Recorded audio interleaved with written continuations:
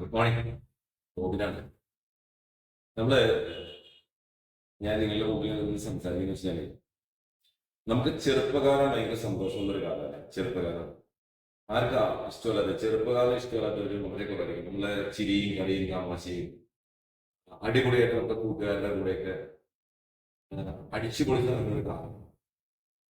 ശരിക്കും പറഞ്ഞാൽ ഒരു ഹോസ്പിറ്റൽ വിസിറ്റോ ഒന്നുമില്ലാതെ നല്ല തകർത്ത ആർമാദിച്ച് എന്ത് ഇഷ്ടമുള്ള ഭക്ഷണം കഴിച്ച് നടക്കുന്ന സമയം കണ്ടത് കാണിക്കുന്നത്.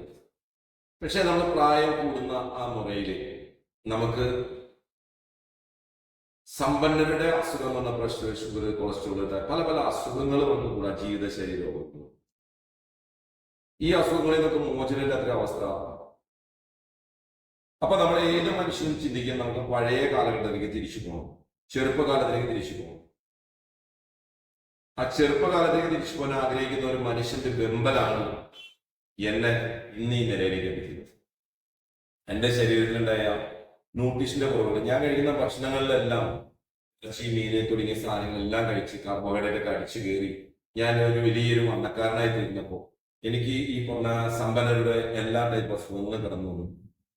ഞാൻ അതെല്ലാം റെഡ്യൂസ് ചെയ്ത് ന്യൂട്രീഷൻ ഫുഡ് എന്റെ ശരീരത്തിലേക്ക് ഞാൻ കഴിക്കാൻ തുടങ്ങി കഴിഞ്ഞപ്പോൾ എനിക്ക് എന്നിലുണ്ടായ മാറ്റമാണ് ഞാൻ നിങ്ങളുടെ മുമ്പിൽ നിന്ന് സംസാരിക്കുന്നതാണ്. എന്നെ ഒരു ചെറുപ്പത്തിലേക്ക് തിരിച്ചു കൊണ്ടുപോകാനായിട്ട് ന്യൂട്രീഷൻ ഫുഡിന് സാധിച്ചു. നിങ്ങൾക്കും ഈ ന്യൂട്രീഷൻ ഫുഡിന്റെ പവറിൽ നിങ്ങൾക്കും നിങ്ങളുടെ ചെറുപ്പത്തിലേക്ക്, നിങ്ങളുടെ ഒരു